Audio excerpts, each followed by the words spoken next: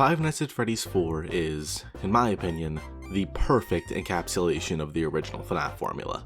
By the time of its release, we were pretty used to the gameplay of the series. You control someone in a room that you can't get out of, and do everything you can to keep the animatronics away from you, while occasionally getting to play minigames that manage to have all of the story of the games without ever directly telling us anything. It was a winning formula that had done Scott a lot of good, and in FNAF 4, Scott adjusted it and made it perfect. On top of making some of his greatest animatronic designs ever, he changed his implementation of the minigames altogether, to be more in line with what he did for Follow Me in FNAF 3. Rather than randomly getting minigames after dying, or having to access minigames in the most ridiculous method imaginable, you actually alternate between minigames and the standard gameplay that the community had grown to love. And in these minigames, we're told a full story, much more so than we were given in the previous games. The story of a small, scared child who suffered the worst fate imaginable when a prank went too far. It's dark. It's sad. It leads to moments that, if you immerse yourself in the story enough, actually hurt. It's easily one of the best stories that Scott Cawthon has ever come up with, and definitely the best one present in any of the games. And today, we're gonna go through it and see what the community did with the game once they got their hands on it. So if you're excited to take a trip down memory lane, be sure to like, subscribe, and if you're on mobile, hit the hype button a few times for me. And with that, let's delve into the story of the greatest FNAF game there ever was. If you want to skip the recap, go to this timestamp right here. 5 days until the party. What did he do this time? He locked you in your room again. Don't be scared. I'm here with you. Unlike the previous games, this game starts with a minigame, and for the first time ever, actually gives us a look at our protagonist, the crying child. But unfortunately, there's not much he can do at the moment. He's locked in his room with plushies of the core 4 animatronics that he refers to as his friends, while a fifth plushie of what appears at first glance to be Golden Freddy follows Cece with its eyes, and reassures him once at the start of the minigame when it tells him that it's here with him, and at the end when Cece breaks down into tears and it says, "Tomorrow is another day." That's all that we really get before being thrown into the first actual night of the game, which is also considerably different than the previous games. Rather than being stationary, we're running around our room to try and keep the nightmare animatronics out. This is where we learn that this game, rather than being focused on visuals like FNAF 3 was, is focused almost entirely on audio cues. This does wonders for the horror aspect of the game, which I think most of the community agreed was a necessary improvement after FNAF 3's lack of horror. This plays into one of the first things that I will eternally praise this game for. The atmosphere is unmatched. It commits really hard to making you feel like you're in the shoes of a scared child throughout the night sections. You're so small, especially compared to the other animatronics, and you have to scurry around your room just for a chance at getting to the doors in time. And the only piece of equipment you have is a small little flashlight, which doesn't even do anything to stop two of the animatronics in this game, those being Nightmare Bonnie and Nightmare Chica. So, for the most part, in this game, you are helpless. You just have to close doors, flash your light, and pray that you heard things right. And I think that that's a wonderful choice for the game. After a few minutes, you'll hear the sound of an alarm clock going off as the clock hits 6 a.m., where you're thrown right back into the life of the crying child. 4 days until the party. You know he is hiding again. He won't stop until you find him. And once again, we play as the crying child. Only this time, we get to leave his room and explore a bit of his home. To the right, we can find what appears at first glance to be a girl's room, with what looks like a torn up Mangle doll on the floor. And to the left, we could find the crying child's older brother wearing a foxy head, jumping out from behind the TV to scare the crying child to tears. These rooms are interesting and all, but by far the most interesting detail of these minigames is the fact that the plush that talks to the crying child is teleporting. Every room that the crying child walks into, the plush is already there, and they're already following him with its eyes. And to add on to the weirdness, immediately after that happens, we're shoved directly into another minigame, Fun with Plush Trap. For me, this is probably the weirdest thing in this entire game. We're stuck in a dark, narrow hallway, and on the other side of the hall, there's Plush Trap, a small, plushy version of Springtrap. What's he doing here? Is he even real? Is this the same house? All good questions with no good answers in sight. The only thing that we're told is that if we flash our light at the perfect time, we get to skip 2 hours of the next night of the game. As much as I'd love to dismiss this as just being a silly addition to the game, this is the game that Scott specifically said he didn't just throw a bunch of random Easter eggs into. Though we're a bit too early into the video to be getting into the specifics and implications of Plush Trap, so we're gonna hold off on that one. For now, we continue. The next few nighttime segments are more or less the same, with the only noteworthy difference being the inclusion of Nightmare Foxy. He slips into your room and hides in the closet, and if we close the door on him for long enough, he becomes a marketable plushie for some reason. I'm just gonna choose to believe that there's not some secret lore revelation hidden there for the sake of my own mental health. Anyway, while the nighttime segments are all more of the same for a few nights, the daytime segments are anything but. 3 days until the party. He left without you. He knows that you hate it here. You are right beside the exit. If you run, you can make it. Hurry, run toward the exit.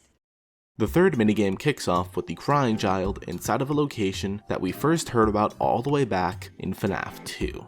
Fredbear's Family Diner. And right off rip, we can identify that giant portrait on the wall as our plushie that's been talking to us throughout the entire game.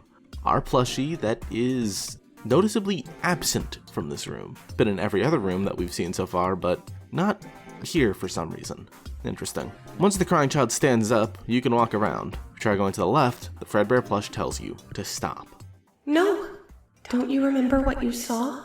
The exit is the other way. Hurry and leave. And this is the first big mystery that we discover in this game. A mystery that eludes us to this very day. What the crying child saw. It's something that, spoiler alert, we don't have the answer to, even to this day. We have a few potential hints scattered throughout the game, but nothing that I can really consider solid. But we'll come back to that a bit later in the video, once we get around to really dissecting things. So instead, let's turn around and leave the building. Okay. It's too late. Hurry the other way and find someone who will help. You know what will happen if he catches you. Yeah, so we're not getting out anytime soon. Someone inside of a Fredbear suit is standing guard stopping us. So we're not getting out that way. Instead, we turn around and go in the direction that the plush bear didn't want us to go originally. We can see shadows of the animatronics on stage in here, before the plush tells us, You can find help if you can get past them. You have to be strong. But as soon as you take a few steps in, the person in the Fredbear suit catches up to the crying child, and he falls over crying again. But interestingly enough, if you go back before the crying child falls over and cries, you can see the iconic purple guy in all of his glory, helping another employee into a Spring Bonnie costume. Back when this guy was a relatively normal person. How the years changed him. Apart from that, there's nothing more to say in this daytime segment. On to the next. 2 days until the party. He hates you. You have to get up. You can get out this time, but you have to hurry. Once again, we're left alone in Fredbear's, but this time, we can actually get out of the building. In this next room, not only do we see the only instance of Plush Bear being in Fredbear's, but we even see another interactable NPC, who asks where the crying child's plush toy is, and says that theirs is Spring Bonnie, and that they have to be careful with him because he's a finger trap. The existence of this thing has some weird implications that I'm not going to get into until a little bit later in this video, so let's just keep moving on. Outside, we find another NPC who says that they come out at night and that if you die, they hide your body and never tell anyone. Girly Pop, are you okay? what the hell have you been watching? Anyway, there are some other NPCs that we can find outside. None of them really tell us anything super interesting. The only thing that we learn is that the party that's coming up is the crying child's birthday. Apart from that, the only thing worth noting outside is that there's a girl who has toys of the toy animatronics. It's almost ridiculous how much there is to say about these toys, so we're gonna save that until later in the video, because it's gonna damn near get its own section. The only thing left to talk about in this minigame is the ambience, actually, because it's surprisingly interesting. In the first 2 daytime segments we play, we hear a specific ambience playing in the background, the sound of distorted laughter, but in the next 2 minigames, the ambience is different. It's a lot emptier, with no laughter to hear anywhere. I'm not going to spend much time talking about this yet, but I want you to keep it in mind, because I definitely think that there's something there. All you need to know right now is that the laughing ambience comes back as soon as the crying child gets back home. Be careful. You can explore the house a bit again, but the minigame will come to an end when the crying child's older brother Mike jump scares him again, this time in his own room. One day until the party. This one's short and really sad. We see the crying child alone, locked inside of what looks like parts and services. He's crying out, begging to be let out, but nobody comes. This one starts with him crying and ends with him crying. Not even his plushie is in here with him this time. Though, there is something in here with him. Included with all of the spare parts, we have this suit with something sticking out of where the head is supposed to be. Community consensus on this has historically been split for a long time. Some people think that this looks like a tuft of hair, but that wouldn't make much sense with when this game takes place, considering there shouldn't be any dead kids by this point in time. Some people think that these are just wires, but to my understanding, there shouldn't be any loose wires here on a spring lock suit. I'm not going to pretend to be an expert on how spring lock suits are supposed to be designed, but it feels wrong to me. But apart from that, there isn't much to be said about this minigame, which means that it's time to talk about the nighttime segments again, actually. Because before we get into the final minigame of the base game, we get to experience the first ever real boss fight in a Five Nights at Freddy's game. Because we don't get to see any of the 4 nightmare animatronics that we'd slowly gotten used to on night 5. Instead, we're going against one animatronic that combines some of the mechanics from the previous ones and adds in a bunch of his own. Meet Nightmare Fredbear. The game doesn't prepare you for this switch up at all. If you're playing this game blind, you will die to him the first time you play, and probably the next few times as well. You don't have any phone calls to tell you what his mechanic is. Thankfully, if you're familiar enough with the series, you can probably figure out thanks to it being so similar to Golden Freddy's mechanic in the previous games. If you look at him for too long, he gets you. So if you see him at his doors, take a peek, shut him out, and wait for him to run off. Unless he's on your bed, of course, where the only way to stop him is to flash him with a flashlight until he goes away. Like I said, it's possible to figure out how his mechanics work while you're playing the game, but it's going to be trial and error. And you're probably going to die more than once just trying to get an understanding of what you're supposed to do. And honestly, I love that. It makes him so much more menacing than any of the other animatronics that we've seen in this series. He's such a toss-up when he first appears, but eventually you'll learn what he does, and you'll get to 6 AM, and you're rewarded with one of the most heartbreaking scenes in the entire series. 0 days until the party.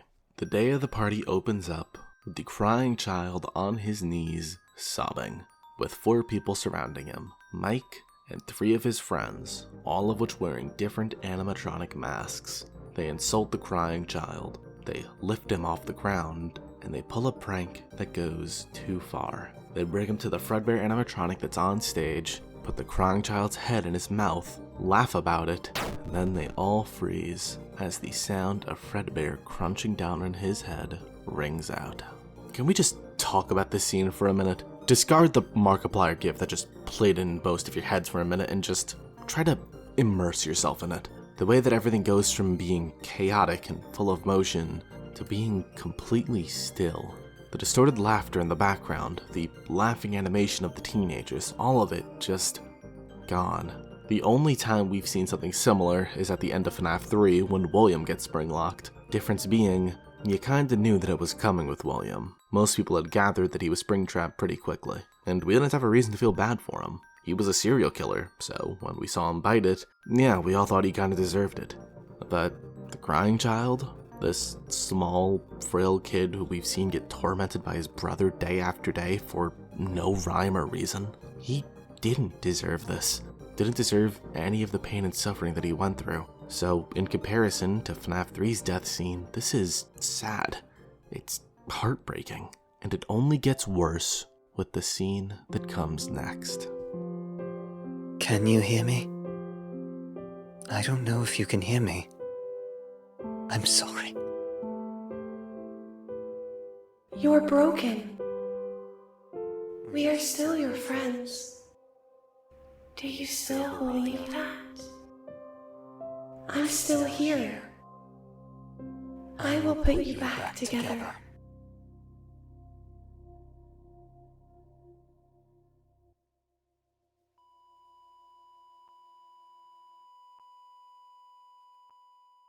Do you guys remember the first time you played this game? Or the first time you experienced it through someone else and got to this scene? I remember it pretty vividly.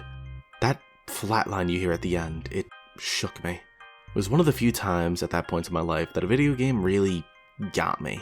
It's a beautifully sad scene. And it's so simple. There's really not much going on here. The crying child is on his knees, there's plushies that slowly fade away, there's people talking to him, and there's a flatline. It's so simple, and yet carries this weight that presses down in your chest if you really get to immerse yourself in it. I know I've spent the past few minutes not really analyzing anything, but I wanted to take some time to actually talk about the game itself. An eternal curse that this series suffers is that people kinda look past the actual games in a lot of ways. They tend to just harp on the details, the bits of information that either push the story forward or give us a sight into the past. But when it comes to actually treating them as games, as their own unique experiences, that stopped happening as much. And in the case of FNAF4 especially, that kinda gets me down a bit, because I think that this game deserves so much more than what it gets. Anyway, let's get back on track. When it comes to what happens in these past two scenes, there's only one thing to really talk about in detail: the text color. There seem to be two people speaking to the crying child during the final minigame. One in gray text, and the other in this whitish, yellowish text. We can put together that the gray text belongs to Mike. We see him speaking in that color during the previous minigame. But what about this other one? It's not the same color as the Fredbear plush, it's distinctly different. Keep that in the back of your mind. We'll go into more detail on it later. For now, let's move on to the final cutscene of the game. The box. This godforsaken contraption. Perhaps some things are best left forgotten. For now. And that is all we ever get about it. We never see it again, never hear about it again. The box fades away, and that's it. This is the one question in FNAF that people have just given up on. Even Scott Cawthon, the person who made the box and put something in there, seems to have given up on it. There are a lot of theories on it at this point, on what's in there, on whether or not the contents of the box have changed over the years, and on if we'll ever see an appropriate time for it to open again. But going off of what Scott said in his most recent interview with Dawko, I think that might be unlikely. No, it's gonna be a while before we start talking about the box in detail, so let's shelf that one for a little bit. And with that, we've done a quote-unquote brief run-through of the game. If you've been paying attention, you've probably been able to piece together that this is my favorite FNAF game by a lot. I love almost everything about this game. However, I hate almost everything around the game. A lot of the most popular theories about FNAF 4 and its characters are massive misses for me. It feels like they completely lose the plot, and the worst part is, you can't really deny them. These theories are shaped in a way that, outside of a direct message from Scott, there really isn't anything you can say to directly disprove them. This exact thing happened with one of the most iconic theories of all time, a theory that Scott, to this day, still finds way to make jabs about. It's time to talk about dream theory. Dream theory was a theory proposed by MatPat a few months after the game's release. The general gist of the theory is that the nighttime gameplay of the first 3 FNAF games were actual dreams that the crying child was having.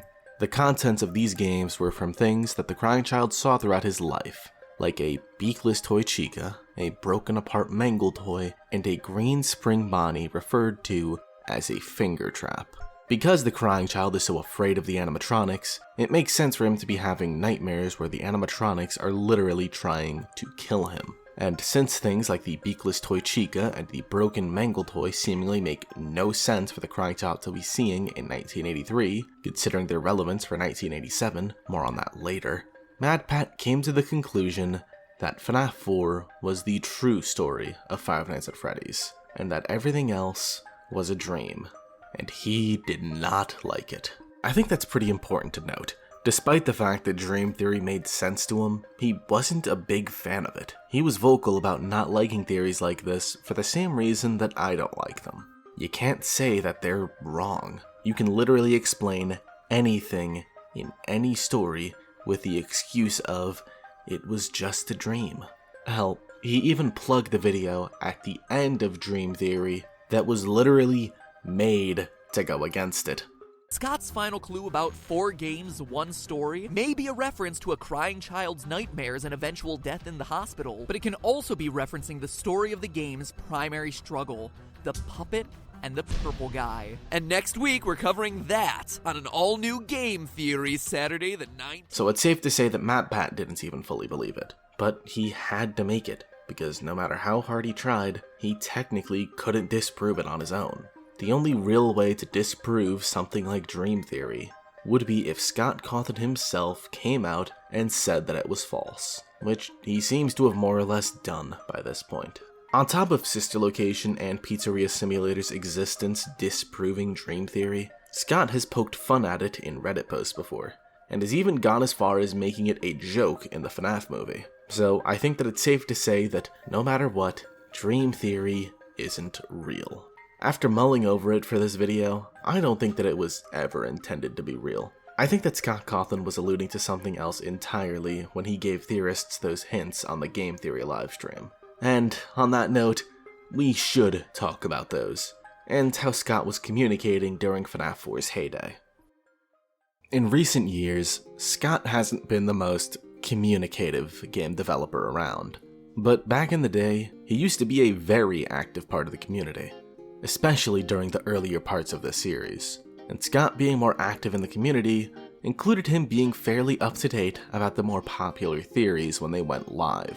More specifically, MatPat's theories. Scott and MatPat had a back and forth dynamic, where, in Scott's own words, the two of them would regularly inconvenience each other's with their games and theories. You know, obviously I watch all the game theory videos, you know, and, you know, me and MatPat have sometimes had an antagonistic relationship back and forth. You know, I inconvenience him with my games, and sometimes he inconveniences me with his theories, you know, but it's all in good fun, you know. But that didn't stop him from doing what he was doing, and he stayed fairly up to date on the general community consensus, and everything else that people were up to when it came to the lore. Which is why it really meant something when, in August of 2015, Scott said that nobody had figured out the story yet. Which, honestly, was really surprising. I mean, FNAF 4 seemed pretty simple on the surface, so how was this the game that everyone was getting stumped on? Well, to try and correct this, MatPat decided to get a bunch of community members together in October of 2015 to solve things once and for all. And in this live stream, Scott Cawthon made an appearance of his own. Kinda. More specifically, he was emailing Dawko and leaving messages on his website for Matt and the rest of the people watching the stream to go over. He gave us 3 messages on that day. Bradders This was actually on the site? Is this on the site? At Bradley Finton Fitton 12. So okay, so clearly this is something that a lot of people have screenshotted off the Scott games. In the FNAF 4 minigame, why would the tiny toy Chica be missing her beak? Dawko, can you confirm or? Hold on, I'm sorry. Scott's done another question. Oh god, he said... What is seen in shadows is easily misunderstood in the mind of a child. This is, without having any time to really think through this stuff, my mind immediately jumps to their...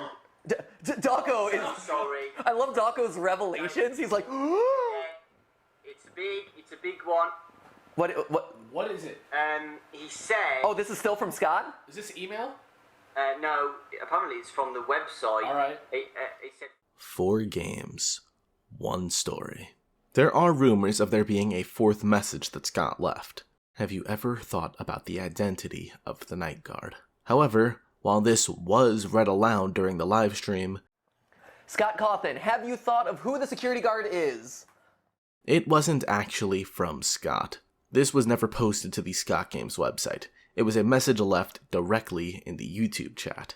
And later in that stream, Scott emailed Daco, which he had been doing for a while at that point, to tell him directly that he wasn't typing in the stream chat at all. I just want to say, before I say anything, if you're getting anything from the comment section from someone called Scott, Scott's just emailed me saying, let them know that I am not commenting in the stream. Anyone who comments on the stream is fake. Okay, there you go. So, Scott... So, there you have it. That 4th hint isn't real. So all that we're left with are the 3 hints that we've all known for the past decade. These hints are what ultimately led to the creation of Dream Theory in December of 2015. However, looking more closely, I think that Scott was trying to steer Matt away from Dream Theory. MatPat really started to think about Dream Theory after those first 2 hints that Scott gave.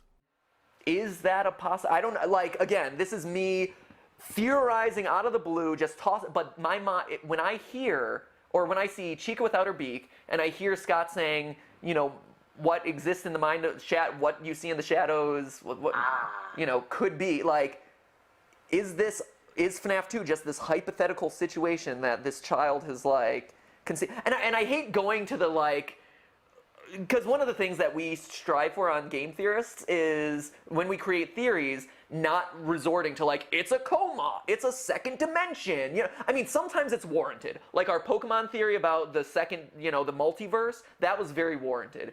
Here, you know, and here in FNAF 4, I think it's also warranted. The dream. Maybe they're unrelated. You know, again, this is without having any time to really think through this stuff. And so, he posted his 3rd hint. 4 games, 1 story. I think that what he was trying to tell Matt here is that all of the FNAF games are important to the story, and that they aren't just dreams that ultimately led nowhere. This didn't dissuade the creation of Dream Theory though, for one reason or another. I think that was the reason for that hint, but what about the other 2 hints? What was Scott trying to give us with those? Well, let's start with the simpler one. What is seen in shadows is easily misunderstood in the mind of a child. As soon as FNAF 4 was released, one of the first questions that everyone was asking was what the crying child saw. Plush Bear specifically calls out, "Don't you remember what you saw?" during the game. And so everyone was trying to figure out just what it was that the crying child could have possibly seen. I think that this hint is referencing that, and I think that it's telling us that what he saw doesn't actually matter all that much, because it was something that he misunderstood, something that made him afraid. He saw something in the dark, probably related to the animatronics, and it scared him because he didn't see what it actually was. Because of that, he has a fear of the animatronics that isn't founded in reality, only in illusion and confusion. So, what the crying child saw wasn't actually something that the community was going to get anything out of trying to solve. It wasn't a lore-defining event that took place and disrupted the entire timeline. It's something that ultimately isn't real. But if you want my 2 cents on it, I think that the crying child saw this. This slouched over animatronic in the closet with something sticking out of it that, for the longest time, the community has been torn on. Is that wires? Maybe it's suit fluff. Or, the most chaotic option, hair.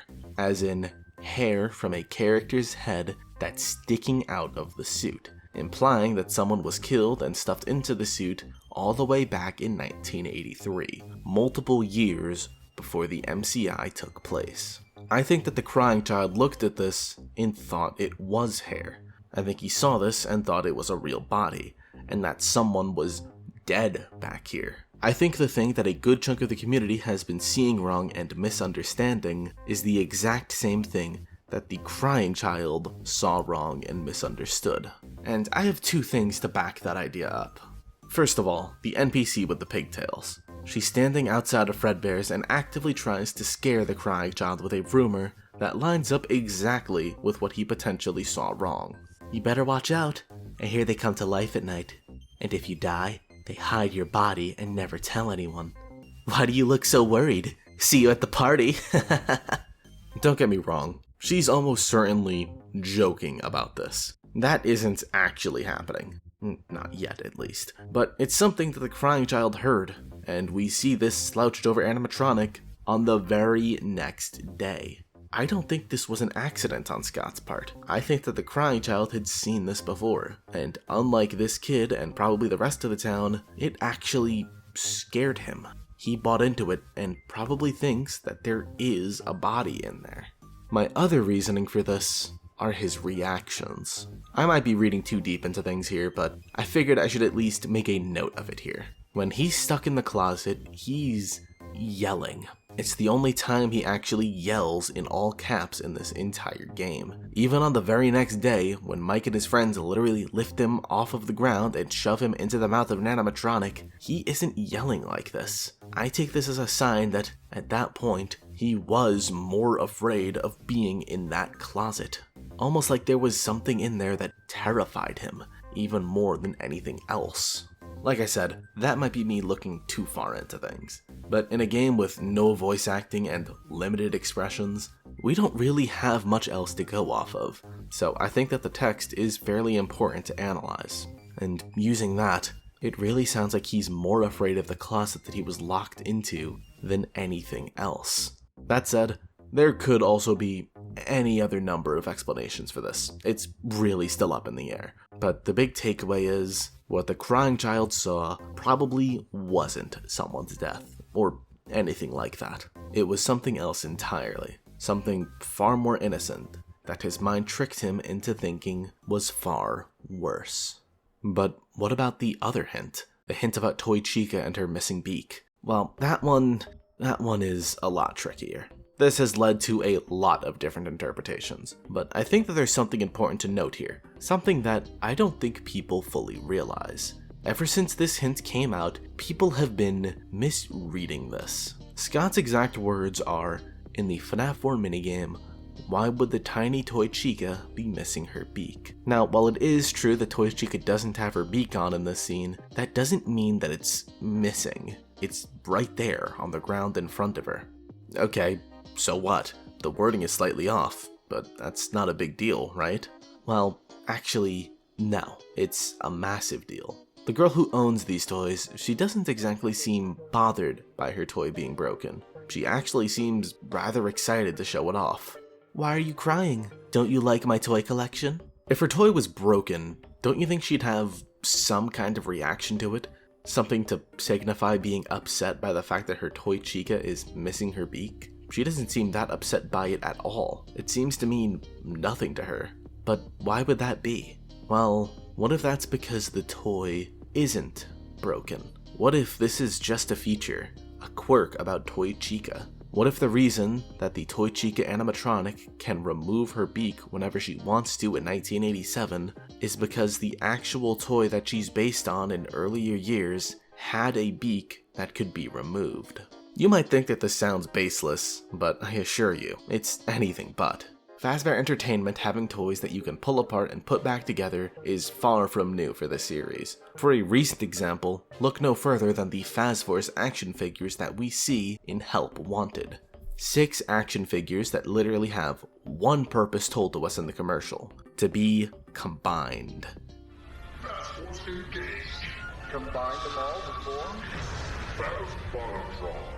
You won't live a happy or successful life without them all. Faz-Force figures each sold separately, batteries not included. The entire purpose of these things is that you can pull them apart and put them back together, and if you collect them all, you can combine all of them together. So Fazbear Entertainment having toys that you can intentionally quote-unquote break and quote-unquote fix at will is something that's been going on for a long time now. But it goes a lot deeper than that, because when it comes to being broken apart and being put back together, there's a certain animatronic that we cannot ignore. Mangle. The animatronic that is literally known for having this done to him. You can see her torn apart in this very game, in what is probably Elizabeth's room, and just like the game that they originated from, Mangle is a total mess of parts. Just like Toy Chica, I think that Mangle is another example of this. I think that the entire purpose of the Mangle toy is that you can break it apart and turn it into whatever you want, and I have numerous reasons to think this. First of all, let's think about this logically. In FNAF 2, Ralph tells us that Mangle, who was originally just a redesign for Foxy, was torn apart by children so much that the people who were responsible for putting him back together gave up and just left her like this as a part of the attraction. They tried to remake Foxy, you know? They thought the first one was too scary, so they redesigned him to be more kid-friendly and put him in Kids Cove to keep the toddlers entertained, you know. But kids these days just can't keep their hands to themselves. The staff literally had to put Foxy back together at the end of every shift. So eventually they just stopped trying and left him as some kind of take-apart, put-back-together attraction.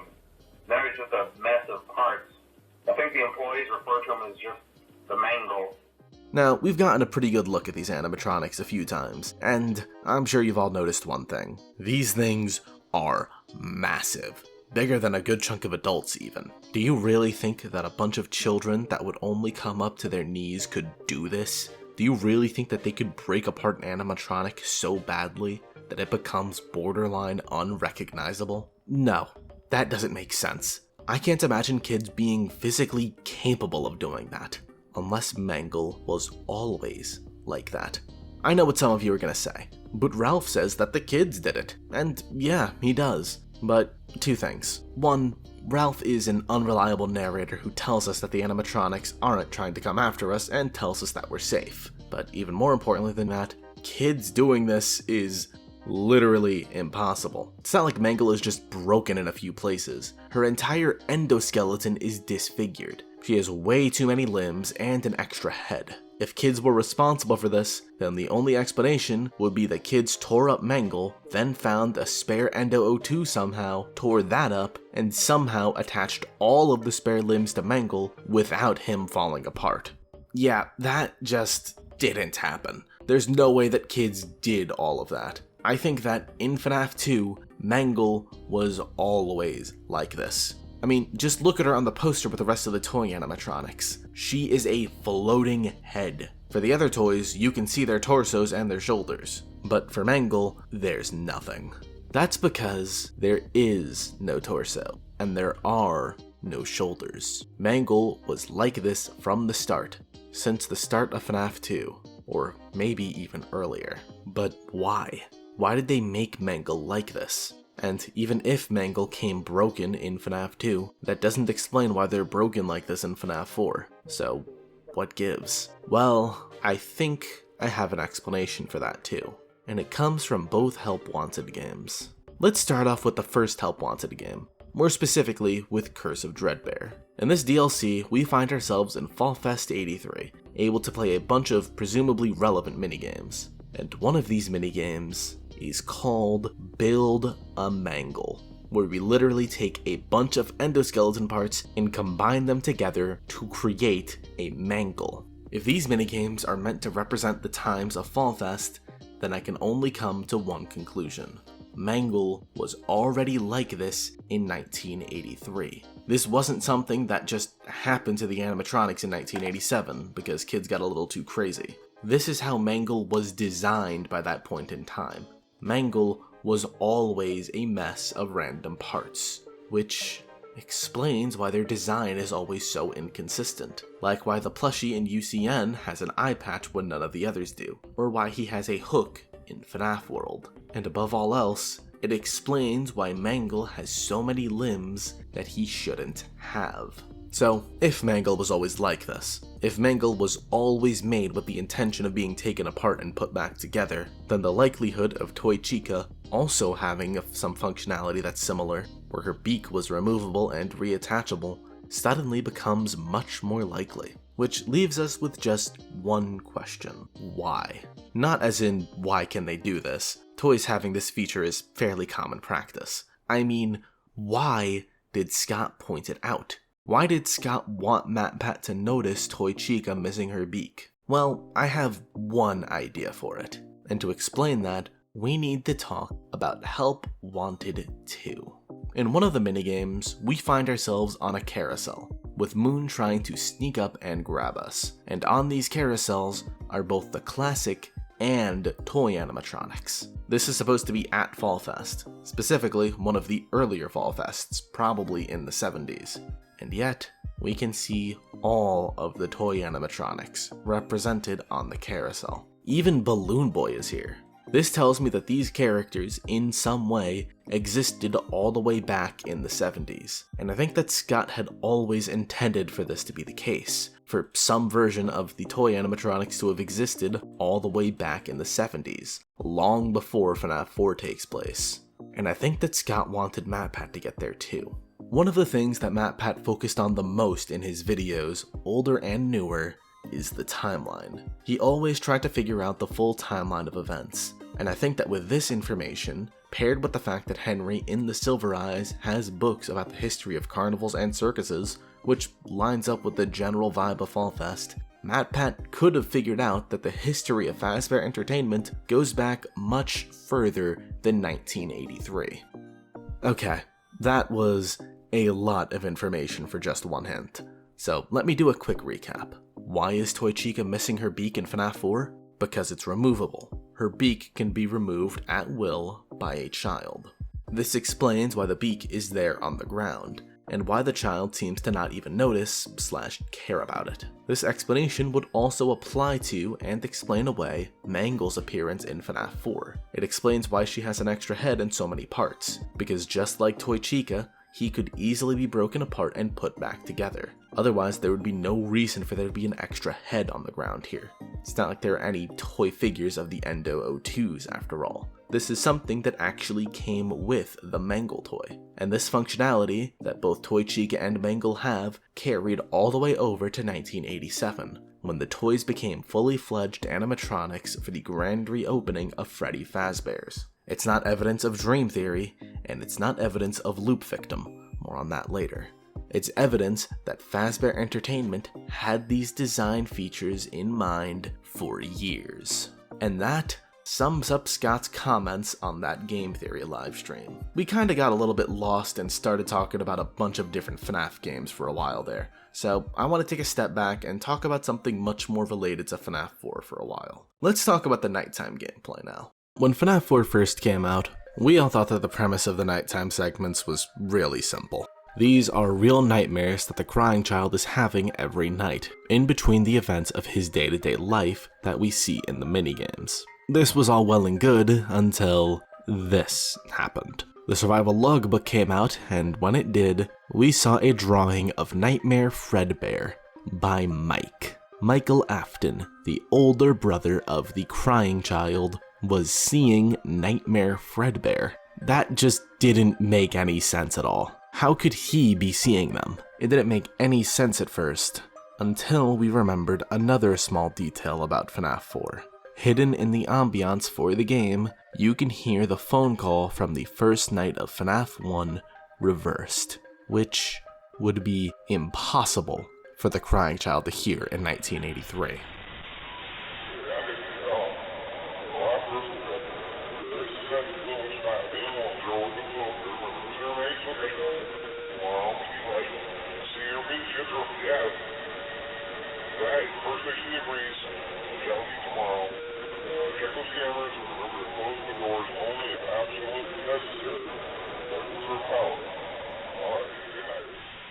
And since this is the game that Scott told us didn't have any random Easter eggs, that meant that whoever we're playing as for these minigames had experienced the FNAF 1 phone call in the 90s, years after the crying child's death. So, all of a sudden, it clicked into place for the person we're playing as to be Michael Afton. But this wasn't the only revelation we had about the nighttime segments of FNAF 4. Because in Sister Location, we can find a map of the breaker room that has the bedroom from FNAF 4 on it, with nodes where all of the nightmare animatronics are supposed to be. So not only were we wrong about who we're playing as in these nights, we also might have been wrong about the nightmare animatronics altogether. So now we have to ask, are these things even nightmares, or are they actually real? We continue our hunt for the truth in Ultimate Custom Night, where we hear a lot of voice lines from the nightmare animatronics. Nightmare Fredbear in particular says, "This time, there is more than an illusion to fear." Which directly implies that the nightmare animatronics were originally illusions. We have other lines from the nightmares where they talk about being given flesh. "I am given flesh to be your tormentor." But specifically not by the player, aka William Afton. "I am remade, but not by you, by the one you should not have killed." These lines heavily imply that the nightmares were designed by William Afton, but that there were never any physical animatronics created of them. The designs were real and thought out, but the actual creations were never given form beyond that. Which still lines up with what we thought about FNAF 4, but then there was a new problem. Help Wanted. In Help Wanted, Fazbear Entertainment created simulations of the FNAF games and animatronics as one big cover story. And the nightmare animatronics are all in this game, which doesn't make any sense. Nightmare Fredbear being in this game can make sense because there's a drawing of him by Mike in the logbook, but the rest of the nightmares? We don't have anywhere near as clear of an answer for them. The first answer for this that comes to my mind is that Mike told someone about the rest of the nightmares, and that Nightmare Fredbear is the only one of them that we actually see him draw. Maybe he drew the rest of them at some point for a therapist, like the ones that we see in Security Breach. It's possible, but it's pretty baseless, and it's missing a very key detail. Nightmarione. Nightmarione is one of the animatronics that was added to the Halloween update that FNAF 4 got, alongside the Jacko animatronics and two new nightmares, Mangle and Balloon Boy. And in a Steam post, Scott specifically stated that Nightmarione isn't canon to FNAF 4, just like all of the other Halloween edition animatronics, with the exception of Nightmare BB. So even if Mike was just telling people about the nightmares, we'd still be missing the reasoning for Nightmarione to be in Help Wanted.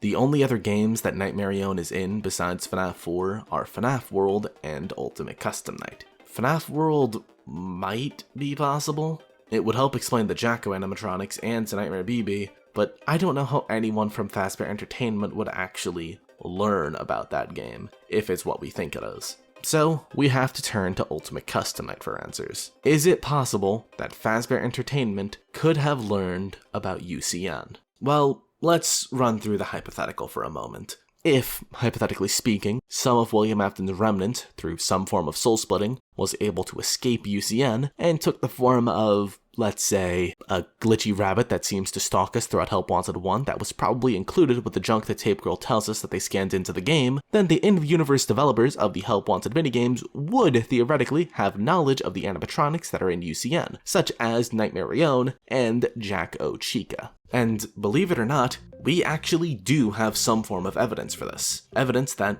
at some point, a piece of William Afton actually managed to escape from UCN.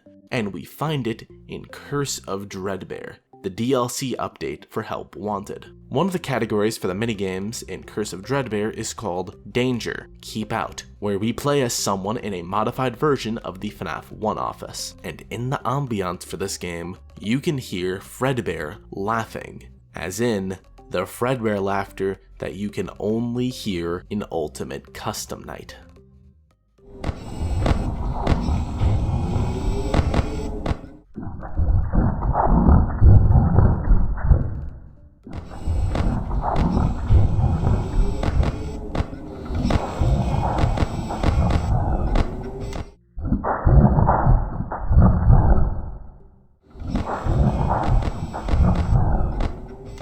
Because of this, there's actually a real chance that some piece of Afton was pulled out of UCN at some point in time between the events of that game and Curse of Dreadbear. And if that's true, then it would explain why Nightmarion, and by proxy, the rest of the Nightmare animatronics, are in this game. So, with all of that in mind, we loop back to the question, are the Nightmare animatronics physically real? No. The animatronics that we see in FNAF 4 don't have fully fleshed out physical forms, which means that they're one of two things. One option is that these are actual nightmares that Michael is having. This could easily explain by him being haunted by his younger brother following his death, which is not out of the realm of possibility by any stretch of the imagination. Heck, that might not even be necessary for him to be having nightmares about the animatronics after working at Freddy's. Keep in mind, the FNAF 4 nights that we see take place after FNAF 1, and the actual mechanics of the Nightmare animatronics, with the exception of Fredbear / Golden Freddy, line up pretty well with their FNAF 1 variations. Bonnie and Chica follow a standard path and attack you from the left and right respectively. Foxy hides himself and will only attack you if you don't regularly check up on him, and Freddy can only move in darkness, and get stalled as soon as you flash a light on him. This is honestly extremely plausible. The other option, however, is one that's been popular ever since the release of the final Tales from the Pizzaplex book, B72, where we got a story called Didophobia. In this story, we see a character named Rory, who has never-ending nightmares of the Nightmare animatronics attacking him, which we later learn to be gas-infused hallucinations. Ever since we got this story, people have wondered if something similar is happening to Mike in FNAF 4. If he's literally being gaslit into seeing Nightmare animatronics, like Afton is running experiments on him. There isn't zero merit to this. One of the key points of Didophobia is that the sister location bunker is directly connected to the facility that Rory is stuck in, which is also true for Michael. And we do see a lot of gas canisters down there, but those gas canisters are filled with nitrogen, which is not hallucinogenic. We also have the fact that the point of Didophobia's experiment is to see what would happen to a child if they lived through an endless loop of nightmares without ever experiencing the relief of day-to-day life, which clearly doesn't happen to Mike. Combining all of this with the fact that Tales Games is dead in the water, I don't think that we can use the existence of Didophobia as 100% proof that nightmare gas was used in the games as well. But if this is something that you personally believe in, I don't blame you. But personally, I still think that the Nightmare animatronics are in Mike's head. But on that note, there's one FNAF 4 animatronic in particular that we have to talk about a bit more in depth. Nightmare. He's weird. He looks just like Nightmare Fredbear and has all of the exact same poses, but his jump scare is really weird, and he's translucent. You can even see something inside of him that looks like an endoskeleton. One of the older explanations for Nightmare that I personally really liked at the time was that he was the result of a malfunctioning illusion disc, something that's got used in the Silver Eyes trilogy. The premise was simple. Nightmare Fredbear was using an illusion disc, but once it started to malfunction, his appearance changed considerably, without changing any of his actual functions. But considering that I don't think any of the other Nightmares use illusion discs, I can't say that I really believe this theory anymore. So we're back to the drawing board. There is one other thing about Nightmare that's worth bringing up. The fact that, for some reason, it has a brain. This isn't the only animatronic with a brain, actually. We can see this again with Dreadbear. We literally program his brain ourselves. At this point, I think it's worth noting that Nightmare is nowhere to be seen in Curse of Dreadbear, or any FNAF games past Ultimate Custom Night, which leads me to an answer that is equal parts possible and absolutely cursed.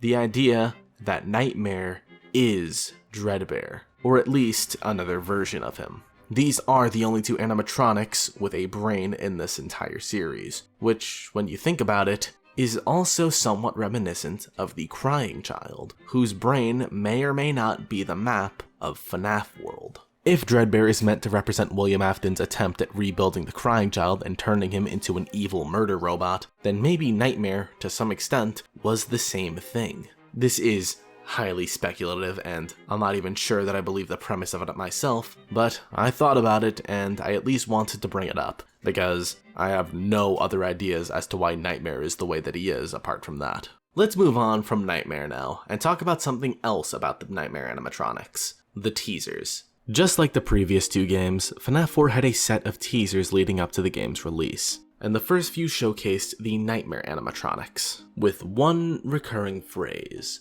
"Was it me?" On the teasers for 4 of the 5 Nightmare animatronics, some variation of the words "was it me" is written. Nightmare Freddy isn't included in this, but that might just be due to the fact that Scott didn't think of the idea of teasing something here until after he had put out Nightmare Freddy's teaser, since that was the first of the Nightmare animatronics that were revealed. On to the point. What does "was it me" mean? Well, first, I think it's important to note the differences between the way these messages are worded. Nightmare Bonnie and Chica only have the words "was it me" written, but Nightmare Foxy has "or me" instead. And Nightmare Fredbear has both "or was it me" and "probably me" written, which are both completely hidden unless you brightened up the image. The images themselves don't give us any hints as to what this means, but the source code did, because littered throughout the source code of this image, you can find numerous 8s and 7s. The implication here felt obvious. This was telling us about the bite of 87, and we were finally gonna figure out who did it. And so, after seeing the "probably me" hidden in the Nightmare Fredbear teaser, and then seeing the Fredbear animatronic crunch down on the crying child's head after night 5, where you face off against him as a boss fight, for a while, we all really thought that this is what we were seeing.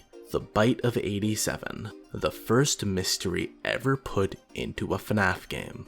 And then we found out that we were wrong. It didn't take long until we learned that this was actually the bite of 83, rather than the bite of 87, which felt extra weird because it meant that all of the 87s hidden in the source code were all of a sudden kinda meaningless. And to be entirely honest, I think that they are kind of meaningless. 1987 realistically has nothing to do with this game, so all of these 8s and 7s amount to nothing. This includes the 87 that is literally hidden inside of Nightmare Foxy's eye. For a long time, I personally took this as Foxy seeing something in 1987, maybe even the bite itself, but I don't really have any basis for that.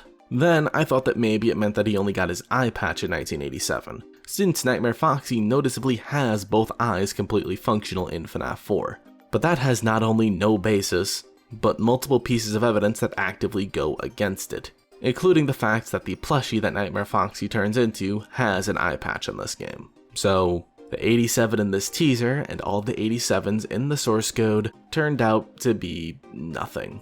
At most you can call it a fake out, but it seems like a pretty meaningless fake out for something that we can find out in the game by just waiting around for a little bit. That's all I have to say about the teasers for the Nightmares, which leaves just one thing about them: Plush Trap. Fun with Plush Trap is almost certainly meant to make us think of Springtrap. Thing is, Springtrap isn't a thing in this franchise until at least 2015, which means that fun with Plush Trap can't be happening until at least that late into the timeline, which doesn't make that much sense in my mind. I've always felt like the rest of the FNAF 4 night sequences that we see happen earlier in the timeline, and we know that Mike experiences them earlier in the timeline thanks to him drawing Nightmare Fredbear in the logbook, which, as I said in my last video, I think happens pre-FNAF 3. Thankfully, we have a way out of this. Nightmare BB. Out of all the animatronics that were added after FNAF 4's base release, Nightmare BB is the only one of them who was specifically stated to be canon to FNAF 4. Since BB existed long before Springtrap, I think that it makes total sense for Fun with Balloon Boy to be the thing that Mike was having nightmares about up until the point of FNAF 3, when Nightmare BB could have feasibly been replaced by Plush Trap. It's still a little weird that it would be a tiny Springtrap instead of some actual Springtrap representation, but whatever, that part isn't really that deal-breaking. Besides, Plush Trap and Nightmare BB are as quote-unquote real as the rest of the Nightmare animatronics, and I've already concluded that those are all in Mike's head, so yeah, reality is more of a suggestion here. One more thing about Fun with Plush Trap. While I don't think that this is technically important, it would feel like a disservice to not mention the Silver Eyes vibes that this minigame gives. The hallway that this takes place in has 4 closets, and at the end of the hall is a robotic rabbit plushie on a white chair. This is extremely reminiscent of Theodore, and the 4 closets that Charlie has in her home in the Silver Eyes. While I don't think that this actually impacts anything in terms of lore for FNAF 4, it feels like it was the first bit of setup for the Silver Eyes that we see, and I just think that bringing that up is important. But that's enough of that. We've talked about some of the things that we see in FNAF 4 now, so let's take a moment to talk about one of the theories that I've heard a lot about recently. LoopVictim. There are a few big FNAF 4 theories that are going around as of recent, and this is the first of the 2 that we'll be talking about today. I'll be referencing this video by FNAFology for a majority of this segment, so if you haven't seen it yet, you should watch it first to get caught up to speed. The last thing that I want is to be a theory thief after all. The premise behind LoopVictim is this. The actual events of FNAF 4's minigames are only kinda real. The crying child did die tragically in 1983, but that's not what we're actually seeing in this game. Instead, we're seeing CC relive the week leading up to his death, over and over again in a loop with no seeming end in sight, and that events from the future, from things that happened after FNAF 4 in 1983, have begun to bleed into his memories. It's like the opposite of dream theory in a way. Rather than what happens in previous FNAF games being a result of what the crying child sees throughout the minigames of FNAF 4, the things that the crying child sees throughout the minigames of FNAF 4 are a result of what happens in the future of FNAF games. As time goes on, this never-ending death loop continues to change, to evolve. Now, there's a lot of evidence backing this theory, so I want to be fairly thorough about this. The first thing that she really spends time talking about are the toys and how they shouldn't have existed all the way back in 1983. I just covered why I disagree with that, but I should mention an exact quote that she brings up from FNAF 2. They've spent a small fortune on these new animatronics. Facial recognition, advanced mobility. They even let them walk around during the day. Isn't that neat?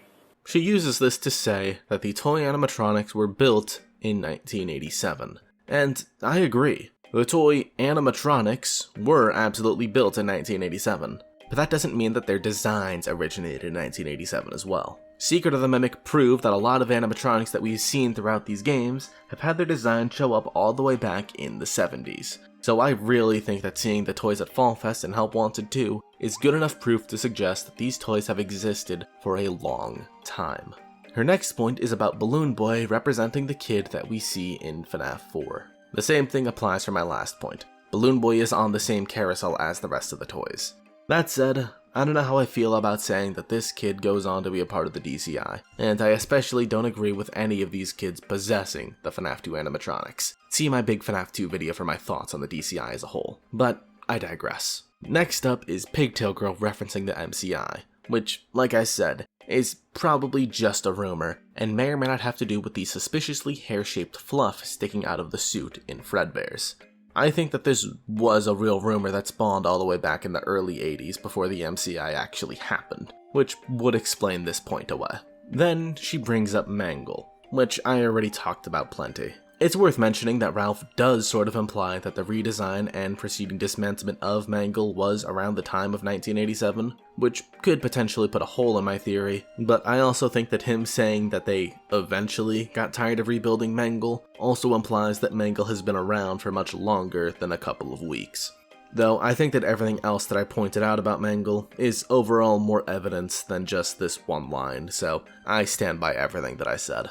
Next thing she brings up is this kid right here, that holds a plush of a green spring Bonnie, which according to her father is a finger trap. She says that this is an obvious reference to Springtrap, and she's right. This does seem to reference Springtrap.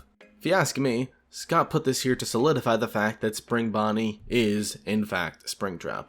I know that some of you are going to say, but he didn't need to do that, that was so obvious. I'd like to remind you all that following Sister Location's custom night, Mike Trap was a real thing that people believed in. So yeah, Scott does have to spell things out for some people. Some of you guys are f***ing stupid. While I'm here, I should mention the fact that a lot of people see this as a reference to Theodore the Rabbit from the Silver Eyes. And as a result, some people think that this child was meant to be Charlie. I personally don't think that I believe that, but I do think that it's worth bringing up. Those are all of the in-game examples that she brought up. Now, the reason that Professor Petal believes that the future is affecting Cece's memory loop is because someone is trying to stop the loop. Someone is trying to get the crying child to notice everything that's wrong, everything that doesn't fit into place, and ultimately snap him out of this loop once and for all. And her evidence for this is the end of FNAF World, where the crying child is told this by Glitchbear. We're still your friends.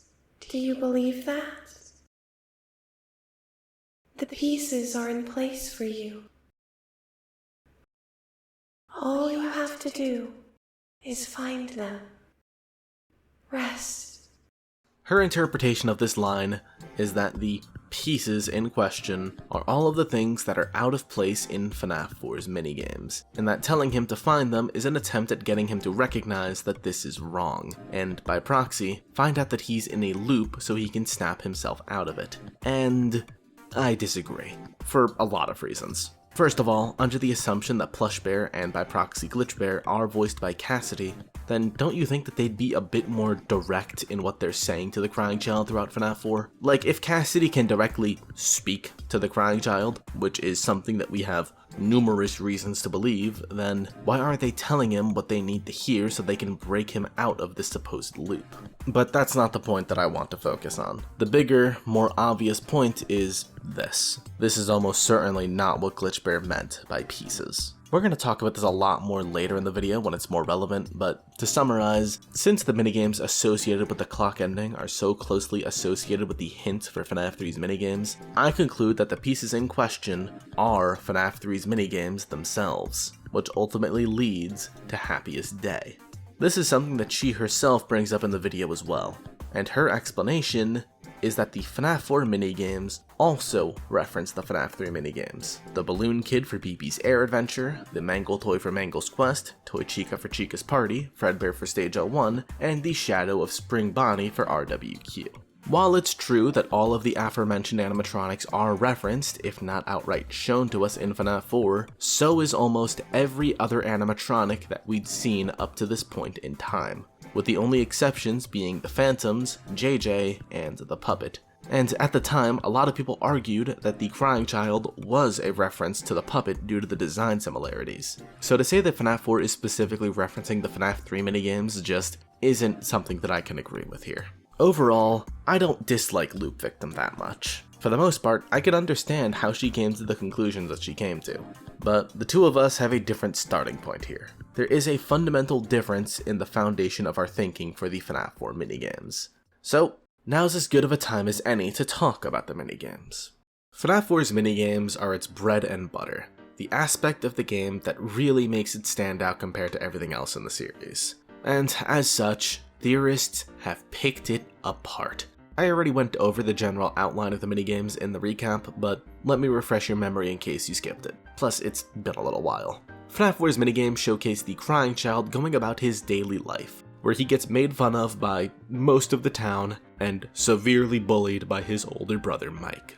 The conclusion of these minigames is that Mike takes the bullying too far and accidentally mortally wounds the crying child in the process when he and his friends shove Cece into Fredbear's mouth. This leads to Cece ending up in the hospital, where he presumably dies before ever opening his eyes again.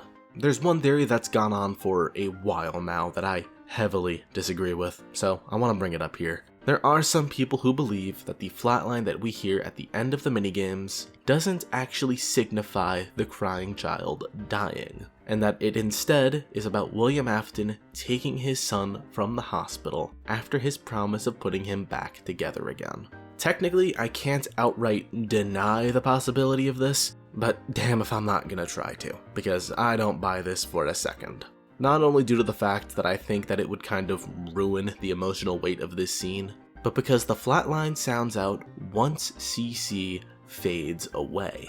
If being in a void and fading away into nothingness as a piano track called Hard to Say Goodbye plays until it transitions into a flatline doesn't signify death, then honestly, I don't know what does. So yeah, I'm very much so of the mindset that this was the crying child dying. not any alternative. With that out of the way, let's go over the things that these minigames tell us. Since this video is already so long, I'm gonna do my best not to repeat things here. So you won't hear me go in depth about things like what the crying child saw, since I already covered that, or things like the box, since that's gonna get its own segment later. So let's start with the most well-established thing that we have. This game takes place in 1983. I'm not going to spend any time trying to argue for this, because it's been confirmed time and time again, both by this game and future pieces of media. Speaking of things that we're very certain of, I want to talk about the restaurant that we spend a majority of this game at, Fredbear's Family Diner. There was a recent theory made by ID's Fantasy where she brings up the idea of this not actually being Fredbear's Family Diner, and it actually being the earliest version of Freddy Fazbear's Pizza, since we do know that the first one opened in 1983. I actually liked that video a lot and would recommend you all to give it a watch, but I disagree with the conclusion that she came to. The main reason for this is due to the colors. The Fredbear that we see on stage, in promotional material, and even our plushie all have one thing in common: purple accessories. This calls back to the purple bow tie and top hat that we saw in the teasers for FNAF 4 before the game came out. And in the corner it says, property of Fredbear's Family Diner.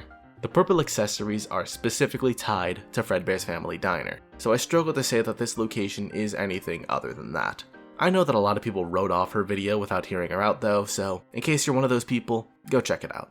Moving on, let's finally start talking about some of the things that actually happen in these minigames. Starting off with the fact that Mike is a bully.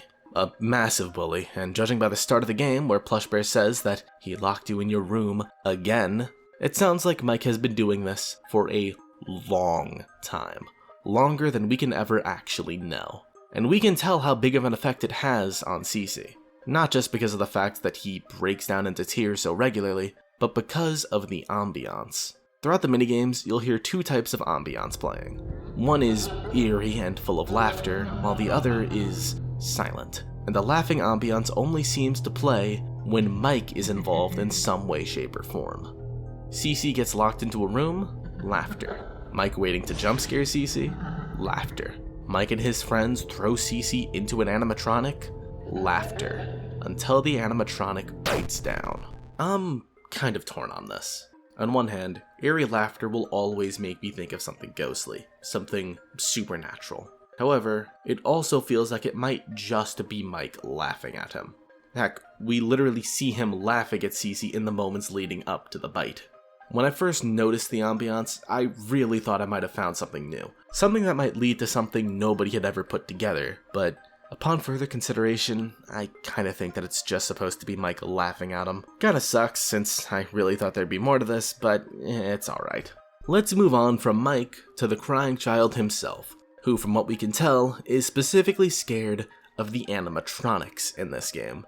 He's not afraid of the characters themselves, since he has plushies of them that he calls his friends, but we can tell that he's terrified of the actual machines. I think that this plays into what he saw that's traumatized him, that being the fluff that we see sticking out from where the head of an animatronic should be. I think that this is what caused the crying child to be scared of the animatronics in the first place, which probably means that he saw this area at some point before the events of the game take place. Speaking of Cece and animatronics, let's talk about his death for a second. At a certain point in time, there were a lot of people who thought that this was the spring lock failure that we hear about in FNAF 3. Hello. There's been a slight change of company policy concerning use of the suit. Don't. After learning of an unfortunate incident at the sister location involving multiple and simultaneous spring lock failures, the company has deemed the suit temporarily unfit for employees. I don't think this is true because, well, this isn't a spring lock failure. What Fredbear does in this scene is just how the animatronic is meant to be acting. The automated movement that it's been doing continued, regardless of the fact that there was something in the way. Plus, if this were a spring lock failure, then the suit would have had to have been in suit mode for this moment. But it's in animatronic mode the entire time, so yeah. The chances that this is the spring lock failure in question are extraordinarily low. Though it technically could be a case of Fazbear Entertainment just saying that this is what happened to cover up the truth, which is a very real possibility for this company, but I digress. Let's talk about the most important part of this now, the identity of Plush Bear. Apart from what the crying child saw and the box, the identity of Plush Bear is the next most important question to ask about these minigames. I've heard multiple answers for this over the years, and I'd like to go over the options that we have available to us, from least to most likely. The least likely answer that I've heard for who Plush Bear is a literal agony manifestation. This feels like the least likely option to me because everything that we know about agony doesn't line up with how Plush Bear acts in this game. Plush Bear is nice to the crying child throughout this entire game. He warns him when something is about to happen to him and tries to soothe him during his final moments. That's not consistent with agony at all. The next answer that I've heard a few people say is that Plush Bear is just the crying child's imaginary friend. I think that this had some level of merit when the game first came out, truth be told. It explains why he seems to be able to teleport around everywhere, and why nobody else hears him besides the crying child. But I don't think that this is the answer either. Plush Bear seems to make a return in FNAF World as Glitch Bear, and seems to be interacting with everything else in that game. If Plush Bear were just an imaginary friend, then I can't imagine that they would be able to do that in the first place. So, once again, I'm gonna have to say that this isn't the answer. This leaves us with 3 options. 3 actual characters that we can find in this series. First off, Charlie Emily. Charlie is the character that's known for being a kind spirit that's trying to help the other children in the series move on.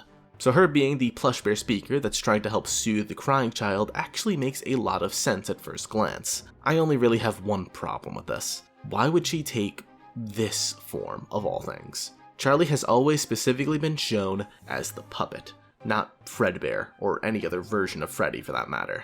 I think that if this was actually Charlie, then she would have taken a different form than this. There's also the fact that Charlie kinda didn't exist by the time of FNAF 4's release. The Silver Eyes didn't come out until after FNAF 4, and Charlie was only ever shown to be a character in the games in FNAF 6. That said, I can't exactly say that the people who think that Plush Bear is Charlie are wrong either. Personality-wise, she is a great fit for this role, unlike our next candidate, William Afton. William doesn't match up with Plush Bear's personality at all. Like, there's no similarities there. He's a psychopath that doesn't give a damn about anyone, let alone his kids. So, why would he ever be the Plush Bear speaker? Well, we do have one reason to think this. The ennard room from Sister Location.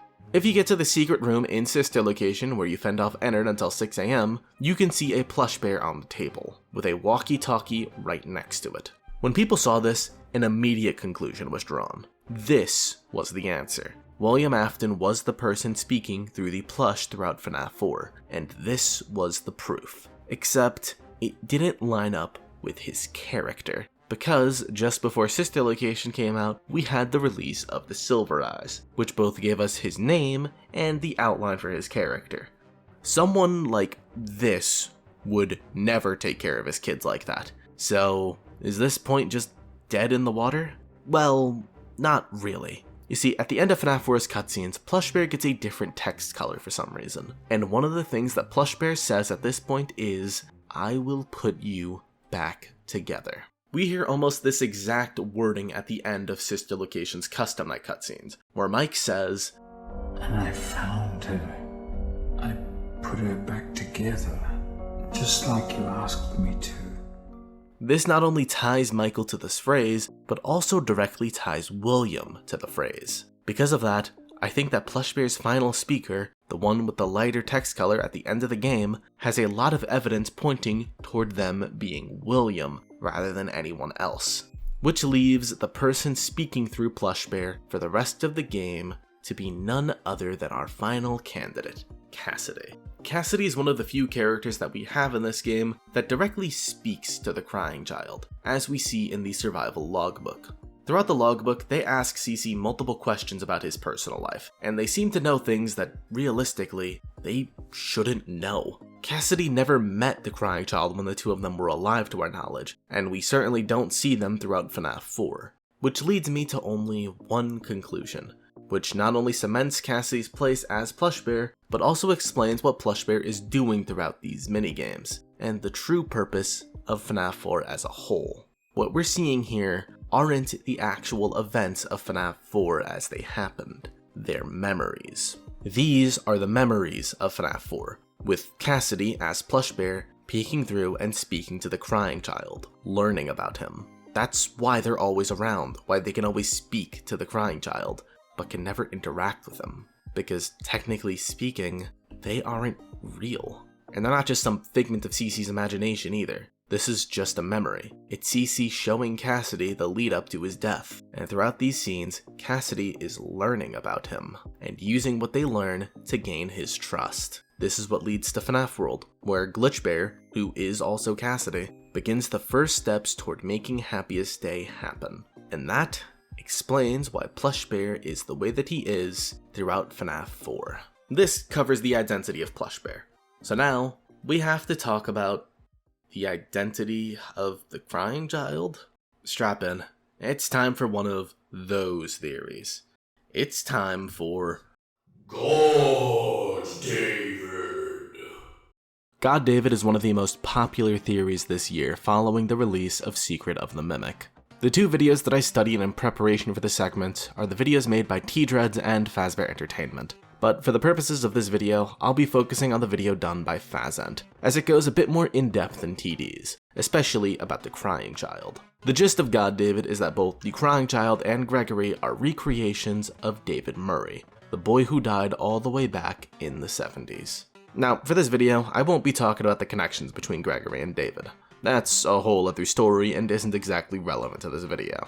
However, I will be talking about the crying child's apparent connection to the two of them. But first, we should talk about how this happened.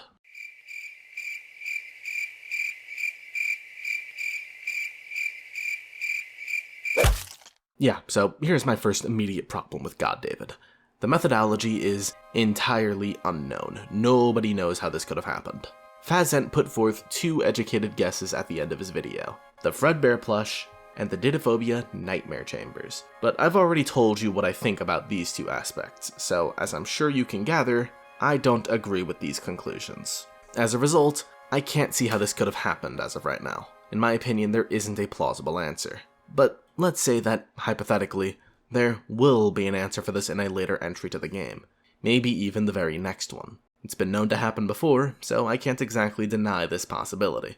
So rather than covering my eyes and pretending like I don't see that potential future, let's prepare for it instead.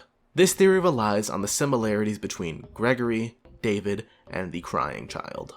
So let's talk about these apparent connections here and see if any of them really hold weight. Let's start off with the connections between the crying child and Gregory. First of all, the visual similarities. Yeah, I can't really argue against this. People took the map pack comparison image as a total joke when he first made it, but honestly, even outside of Gregbot, you can't deny the visual similarities between these two characters. So, this point I will give, absolutely. In addition to this, I think it's very clear that there's a lot of visual representation of the aftons throughout the Pizzaplex, namely the table with all of the staff bots at it. Finally, there's the ice cream that Gregory has in this image, where he's taking a bite out of what definitely looks like a golden Freddy head. All of these are valid points. They're fair connections between Gregory and the crying child. However, this is where the similarities get a lot more stretchy. The next point that gets brought up is that Gregory spends a lot of time with a golden bear, similar to how Cece is most closely associated with Golden Freddy. This is decidedly false though. Glamrock Freddy is absolutely orange, not gold or yellow. It's worth noting that his bow tie changes from black to purple toward the ends of the game when you give him Chica's voice box, but the rest of his accessories still don't match up with Fredbear at all. The other point made is that Balloon World is similar to FNAF World, which it's really not. While it's true that they're both games where you traverse through glitches and have world in their name, the overall purpose of these games are fundamentally different. The long-standing theory for Balloon World that Fazent presents in his video is that this is the game that ultimately put Gregory under someone else's control, while the whole purpose of FNAF World was doing the opposite. It was the first big step toward freeing the crying child. So I can't agree with the supposed similarity between these two games. All in all, while I do think that there is some level of connection between the crying child and Gregory, that's honestly mostly due to their designs. Every other point that I put in their favor isn't enough to say that they're meant to be the same person, or that they're supposed to actually represent each other, or anything of the sort. Especially due to the fact that the narrative aspects of these two characters are so fundamentally different than each other. we have no reason to believe that the crying child was ever under anyone else's control, in addition to the fact that Gregory spent all of his time with an entire animatronic, something that CC has proven time and time again to be scared to death of. Okay, so what about David? What similarities does he have with the crying child? Well, there are a lot more points brought up here, but I don't think that any of them are nearly as solid as the ones between CC and Gregory, and I already thought that a lot of those were pretty shaky. We start off with the visual similarities, which is more or less the same. David having a striped shirt is questionable. That looks more like him having his shirt tucked into his pants and him wearing a belt to me, rather than him having a striped shirt. But they do have the same colored hair, and much more importantly, both him and the crying child are closely associated with a plush that they carry around, and their plushes represent what they go on to possess after their deaths. Although I'd argue that David is equally associated with M2 as he is with Tiger, unlike CC, who is only associated with Golden Freddy / Fredbear. Speaking of these two, Tiger and Golden Freddy more or less have the exact same properties. They teleport around and project their heads at you. These are the only two characters who really do this, apart from the Phantoms. But if you watched my last video, you know how I feel about those things. Back to talking about some visual similarities between them. They basically have the exact same room. I mean, it's slightly different, but they're definitely meant to invoke the same vibe. I wouldn't be surprised if the FNAF4 bedroom is literally just a rebuilt version of this room, though I do have a few concerns about this. It's very likely that the Afton family had two different homes, the house on the hill and the one that you see in the FNAF4 minigames. This becomes a lot more apparent thanks to the breaker room map in sister location. I'm inclined to believe that the crying child lived in the house that we see in the FNAF4 minigames, which would mean that he doesn't have the same bedroom as David. But this room does specifically have the purple telephone in it, which Cassidy does specifically ask about in the logbook, asking if it was the crying child's favorite toy. So, ugh. There's something weird here, but ultimately I think I'm gonna give the point to him here. That sums up the visual similarities, but what about the narrative ones? Well, there are quite a few of those as well. First of all, David and Cece both have a messy relationship with their parents. David had a mother that cared about him before she was basically ripped away from him, and Cece, well, jury's still out on that one. The big difference between them, though, is their social life. The crying child had an older brother and a sister, as well as an entire neighborhood of people, who all, for the most part, kinda made fun of him. David didn't have to deal with any of that. Instead, David had M1, the robot that he was best friends with and spent a large majority of his time with. Meanwhile, Cece is scared to death of animatronics, and probably their endoskeletons. They do both have neglectful fathers though, which is something that becomes especially apparent in Moon.exe, where you can interact with a toy phone and hear a crying child on the other end saying, quote, "He never recognizes me." This is almost certainly talking about one of the fathers, but it's left somewhat ambiguous who is talking here. Lastly, the achievement you get for putting M2 to rest in Secret of the Mimic has the description, "Fix what is broken," which is definitely giving CC vibes, since he's told at the end of FNAF 4 that he is broken. So, honestly, Fazent brings up a lot of good points for comparing David and CC, but unfortunately he also brings up a lot of points that I just can't agree with. He brings up David talking to his plushies being similar to Plush Bear talking to CC, which is a pretty big reach. There's no real evidence that CC talks back to Plush Bear, or any of the rest of his plushies. There's also no evidence that Tiger talks to David at any point, and there's very little evidence that David talks to the rest of his plushies. To me, it really feels like the only thing that David was actively talking to was Mimic, but I guess I could be wrong. Next, there's the fact that David is represented by an owl in Moon.exe, which is meant to be reminiscent of the owl from Tales in Tiger Rock, which has heterochromia, just like David and the security owl from FNAF World. There are a few problems with this though. First of all, David does not have heterochromia. I know that's what it looks like, but he just doesn't. It's a weird lighting thing, not him having two differently colored eyes. Second, while it's true that an owl with heterochromia does appear in FNAF World, the eyes are a different color, being green and red rather than green and blue. These colors are absolutely important, and brushing past them can't be the correct answer. And speaking of FNAF World, there's another point made about it that I disagree with. In Moon.exe, we put remnants of David's memories together to get the glitch permission, which we ultimately use to fix David. In FNAF World, we almost do something similar. Almost. However, there is a big difference here. The things that we do in the clock ending for FNAF World have nothing to do with Cece's memories. I already went over this in my LoopVictim section of the video, but I don't think that this point is valid at all.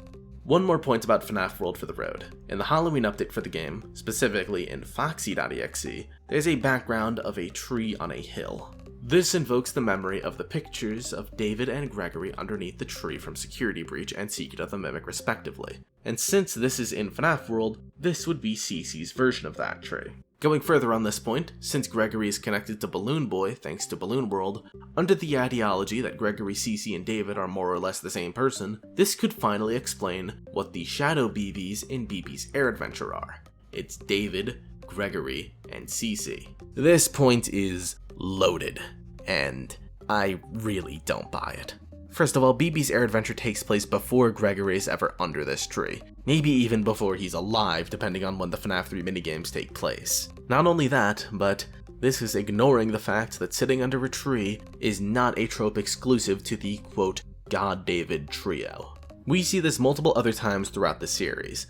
Toy Chica and her victims in Ultimate Custom Night, the gravestone in the background of the Lorekeeper ending of FNAF 6, Charlie's gravestone in the Silver Eyes trilogy. It applies to a lot more than just these three characters, so using it as a point to suggest that they might be one and the same feels weak. It's one thing to compare these images of Gregory and David. These are very clearly mirroring each other, so this comparison does make total sense, but going any further than that is pushing your luck hard.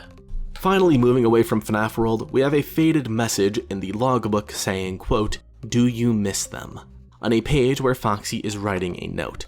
In Moon.exe, there's a written note where David conveys that he misses his mother. This connects David to Foxy, which is pushed even further by Foxy being in the same closet that M2 comes out of at the end of Secret of the Mimic. This is an interesting point and all, there's just one problem. Foxy is not representative of the crying child, he's representative of Mike. Heck, maybe he represents Oswald a little bit, but he definitely doesn't represent Cece in any meaningful way. The only real connection here is that Cece and David both miss someone, which is a fair point that I could agree with, but I don't think that it's meaningful in its own right. The last thing that I want to talk about is the name. There's been no confirmation on the crying child's name, but it is heavily theorized and widely accepted that his name is Dave, thanks to a puzzle from the logbook. I can't argue against it much, but I do find it a bit strange for this to be a valid point when the third character connected to all of this is named Gregory. Not to mention, characters share names in this series regularly. Don't tell me that you didn't remember Jeremy. So, yeah. The connections between David and Cece, if you ask me, aren't nearly as solid as some people make them out to be. Still, I want to be thorough, so I should address the next thing that gets brought up in this video.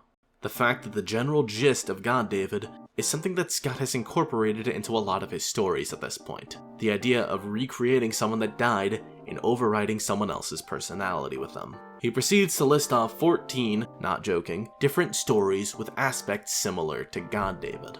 This video is way too long for me to go through every single one of these individually, so I'm just going to make this easy for everyone. Here are the 14 stories that Fazent brought up. Here are the 3 stories that you could argue have similar plots. Here are 2 stories that feel more in line with Glitch Trap than anything GodDavid related. And here are the 9 remaining stories that, as far as I can tell, aren't actually anything like the plot of GodDavid. Ignoring the irony that one of the stories matching up with GodDavid is the Fazgoo story, the second most joked about thing in FNAF next to when MatPat got impregnated by Springtrap, this feels light. It feels a lot less compelling when only 3 of the 14 stories that he brought up actually hold any weight. Now to cap this part off, he brings up 3 examples from the games that I also disagree with. One of them is from FNAF 2, specifically the cutscenes in the game where you're looking through Freddy's point of view. Fazent says that we're experiencing Freddy's memories due to us wearing the Freddy mask in the game, which feels extremely untrue considering the fact that you can see one of these minigames the very first time you open the game, before Jeremy Fitzgerald starts his first night shift at Freddy's. Then there's the ending of Help Wanted, which is, as the game puts it, a digital conscious transfer, and what I personally view as enforced DID in the case of Vanessa and Fanny, which isn't what happens to the crying child. That might be relevant to Gregory though. Lastly, there's FNAF4's nighttime gameplay, where we view the memories of the crying child while actively playing as another character. I do agree that that's what's happening in this game, but I don't think it's for the same reasons as Phazant. I think that this is happening because Mike, the person that we're playing as, is actively being haunted by the crying child at this point in time. It's not like William Afton was trying to turn Michael into another version of Cece after all. This has been a pretty long section. I didn't originally want to do this, because having an entire segment of a video where I'm talking about why I disagree with another theorist feels wrong, especially someone that I'm friends with. But I want to be thorough, and this is really the only source that I can go off of, as there aren't that many videos covering GodDavid. And I do know plenty of people that actually do believe this. So, to sum things up, I don't agree with GodDavid. I don't think that the similarities between these two characters go nearly as deep as would be necessary for me to agree with it. Maybe if the next game gives us the methodology as to how this could have happened to the crying child, I'll come back to it. But until then, I'm gonna have to stand against it. So, that's one God theory down. Guess it's about time we talk about the other one. Seriously, why the hell does this child have two theories relating him to God? GodVictim, or as it was originally known, MemoryVictim, has been around for a bit longer than most of the other theories that I've brought up in this video. Unfortunately, the Reddit post that I learned about this from was made by a now deleted user, so I can't give them proper credit for this theory. I'll still have it linked in the description for all those who want to read it though. Here's the premise. After the crying child dies in 1983, his remnant and agony linger on, and both the memory of him and the memories that he had began to affect the present and future events in the timeline. This is used to explain certain things that we see in FNAF4's minigames that seem prevalent to things that we see in future games. The Foxy plush missing his head is why he's out of order in FNAF 1. Toy Chica missing her beak and Mangle being torn up are why the two of them look like that in FNAF 2. The shadows of Fredbear and Spring Bonnie that we see are where Shadow Freddy and RWQ come from. The crying child's constant stream of tears and striped shirt explain the puppet's designs. The green-stained Spring Bonnie finger trap that this girl is holding is the reason that Springtrap looks the way he does in FNAF 3. But it's more than just designs. MemoryVictim would also explain a few events that happen throughout the series. For example, the rumors of children getting stuffed into suits by animatronics at night would explain the MCI, where William Afton dresses up in an animatronic costume and stuffs children into suits. And the crying child's death, the very event that started this, would lead to the bite of 87 that happens years later, where someone takes a bite to the head by an animatronic at Freddy's. I'm not as against this theory as I am with some of the other theories that I've talked about in this video. There's definitely some basis for it, mostly due to the fact that we have plenty of reason to believe that someone's ghost can have a lingering impact around the area they died in. At the risk of comparing these two characters some more, we can see this happening with David in Secret of the Mimic. He dies years before the game takes place, and we can still see his remnant affecting MCM. Not only do you come face to face with Tiger in this game, who is literally teleporting around and projecting his face at you, but you can randomly hear ghostly voices in MCM. This is standard paranormal behavior. Makes total sense within the context of the series and this game.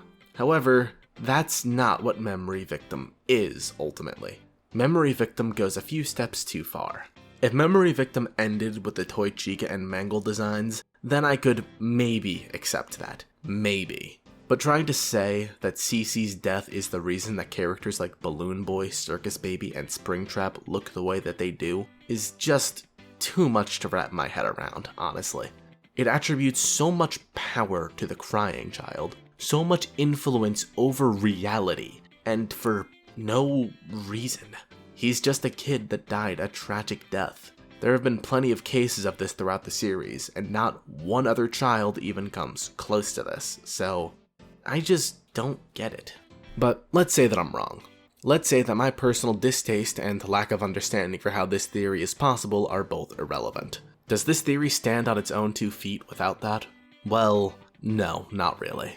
Like I said earlier in this video, Toy Chica, Mangle, and Balloon Boy all showed some level of existence all the way back in the 70s. We also have reason to believe that the puppet might have existed way back then too, if the puppet designs that we know exist in Secret of the Mimic are actually about the marionette and not the hand puppets that Fiona is known for.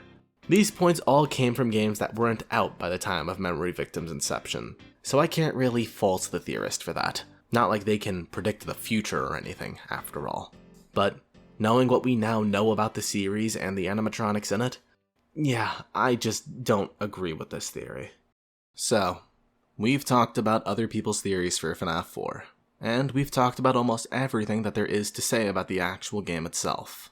Now it's time to talk about the final aspect of FNAF 4, the box. Boy oh boy, the box. For FNAF, this is the mystery, the thing that's never been properly solved. All of your favorite theorists have tried to solve it at some point or another, and you've probably disagreed with their answer. It's hard to blame anyone for that. The box is an anomaly. It feels like the missed opportunity, the thing that FNAF theorists failed to solve in time. And as a result, it changed, as per Scott's own words. But I'll tell you, he did a video on that box, and he kind of said that he thinks the contents of the box changed over the years.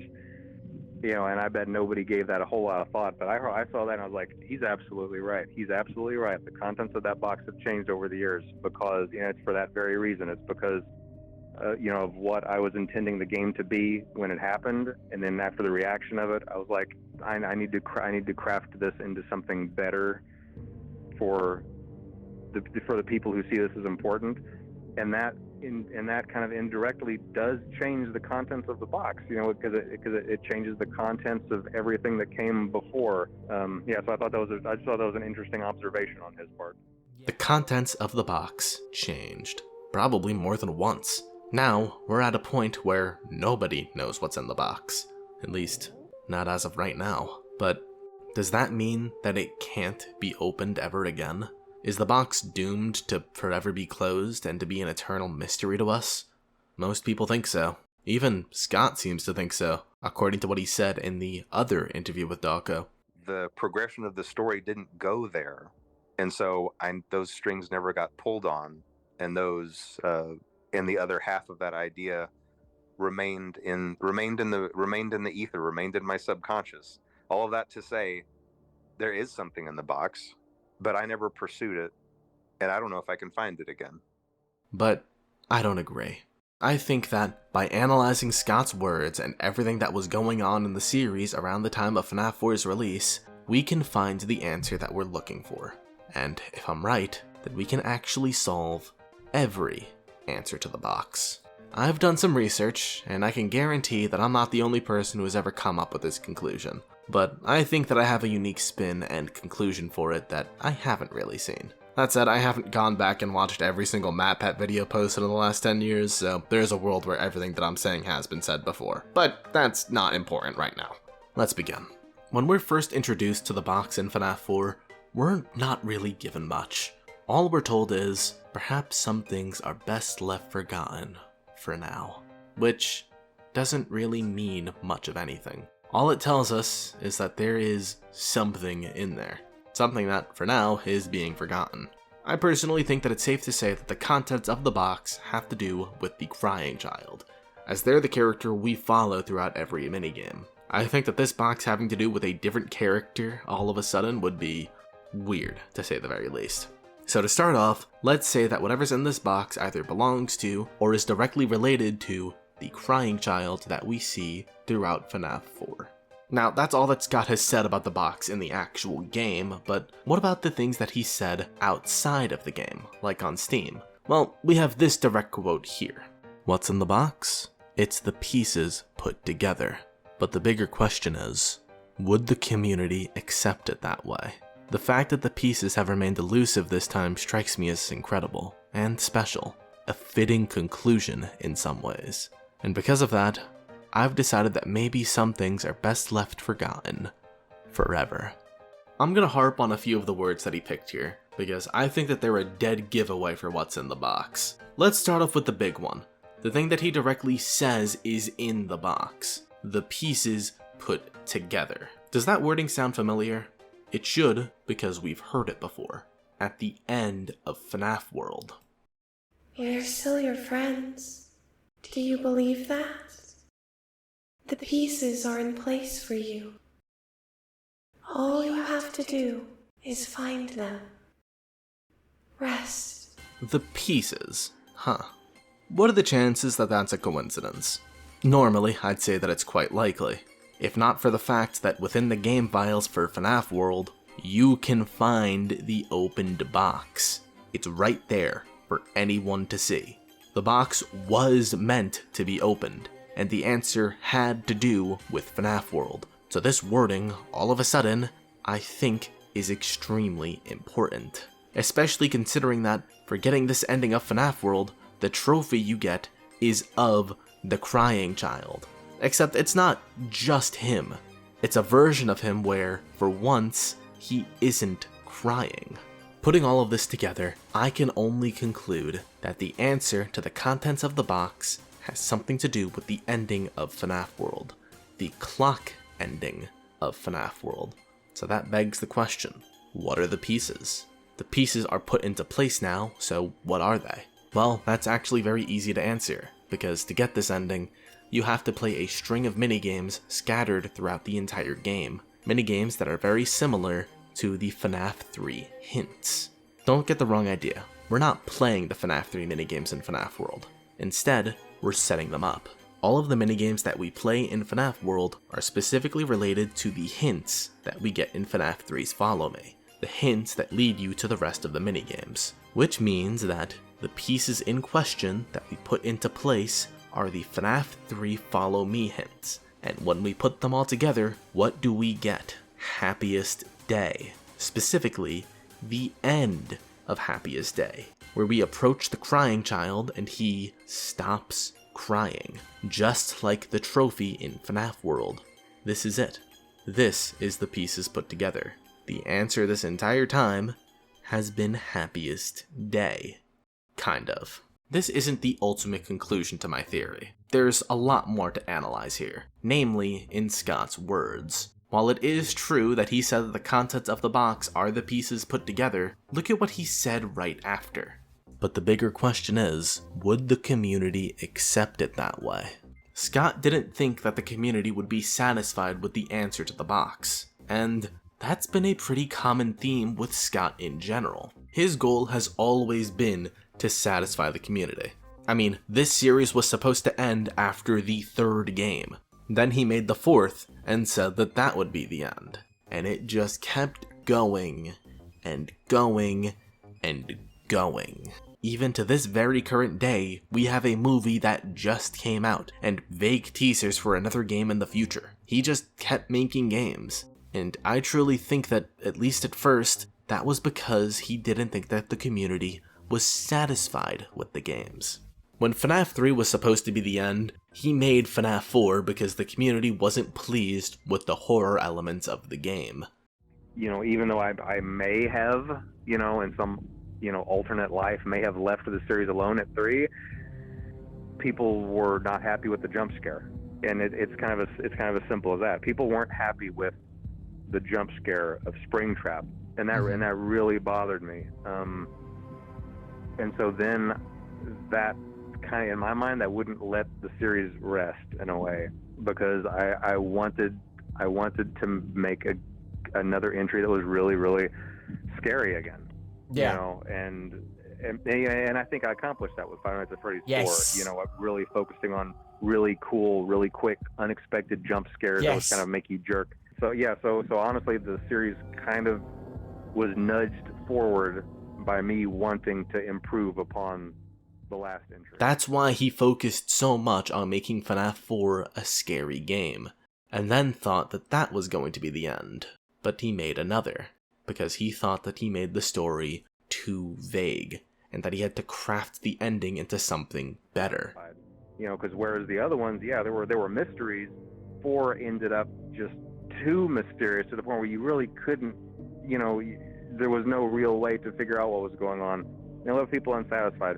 And like I said, with, you know, jumping from 3 to 4, I knew that I had to go in and straighten that out. It's like, you know, people aren't really happy with this. You know, I need to make another game. I need to kind of ground this again, not necessarily in reality, but I need to ground it in kind of storytelling again. You know, and really lay this down with what's going on. You know. Funnily enough, you can actually see this turmoil in FNAF World when you actually fight Scott Cawthon. So it's your fault, then, for my misery. It's never enough for you people. Don't you get it? I can't do this anymore. I won't. It was fun being the puppet master, but now I grow weary. It is time to put you in your place. Now, let me show you how this game ends. And then, you literally fight Scott Cawthon. And when you beat him, he has even more to say. Okay, alright. I get it. Was this really the ending you wanted? Coming all the way here just to kill me? Was I really the villain you had in mind? I mean, sure, this is definitely one way to bring the story to a halt, but surely there was a more satisfying end. I just do what is demanded of me. I fill your insatiable gullets with more and more and more. And now here you are to show me your gratitude. Well, congratulations then. I haven't brought this story to an end. You did. So feel good about yourself for ending the story by killing the storyteller. Now, okay. Obviously, there's a lot of exaggeration in this sequence. This isn't meant to be taken too seriously. But to some small extent, I think that what he is saying is true. Like I just explained, he's wanted to end this series multiple times, but he couldn't. No matter how hard he tried, he always came back one way or another, because the community wouldn't have accepted it ending there. Because the community wouldn't have accepted it. And there's the answer. The one thing that the community wouldn't have accepted is the end. And what happens at the end of Happiest Day when you put all of the pieces together? The end. No question marks, no better endings, no secrets hidden in the darkness. The end. And that's why he said that the box remaining elusive all this time was a fitting conclusion. What's in the box? It's the end. The physical embodiment of the end of the franchise. But it wasn't opened, and the community wasn't satisfied. And so, the story continued. We got more games, and with more games getting added, the ending changed. And so, the box changed. Now there's something else in there, the physical embodiment of the new ending. And then we got more games, and more, and more, and more, and now, who knows what's in there? Scott doesn't even know what's in there anymore, because he doesn't know when the series will end. When will the community be satisfied? When will he be satisfied? Nobody knows the answer to that, not even himself. And so, the contents of the box are a mystery, and we will never know what is truly inside of it until everything else comes to an end.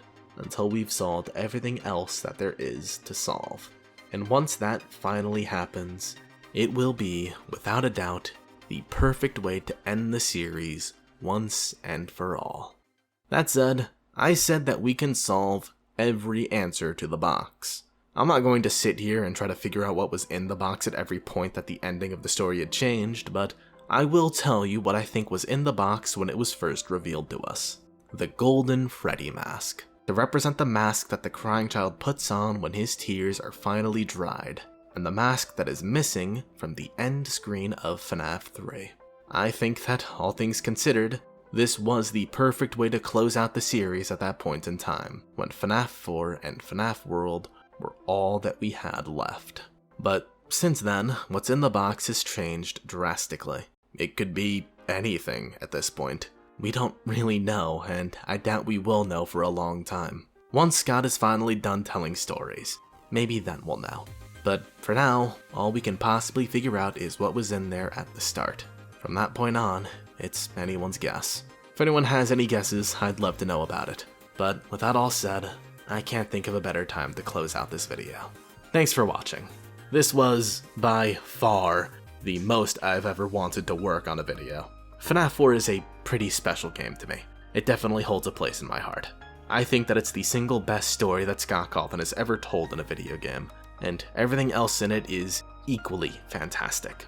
If you haven't played it in a while, I seriously can't recommend it enough. You might be pleasantly surprised by how great of a game it is. Apart from that, I've said a lot of things in this video. I imagine that people won't be satisfied with every conclusion that I've come to, and I'm more or less at peace with that. I'm willing to budge on most things that I've said today, but probably not the box. I can't think of a better answer for it. I think that this one is perfect, symbolically and otherwise. So if you want to try changing my mind on anything else in this video, let me know. But for now, I'm out of here. Expect to see a lot more of me next year, and maybe a little bit more this year depending on how I feel. But for now, I'm calling it. Make sure to check the description and show some love to everyone's work that I used as a reference for this video, as well as the people who made the thumbnail and edited this for me, and the voice acting. I couldn't have done this video alone. And if you haven't already, be sure to like, subscribe, and hype up the video if you're on mobile. And with that, I'm out of here. Take it easy.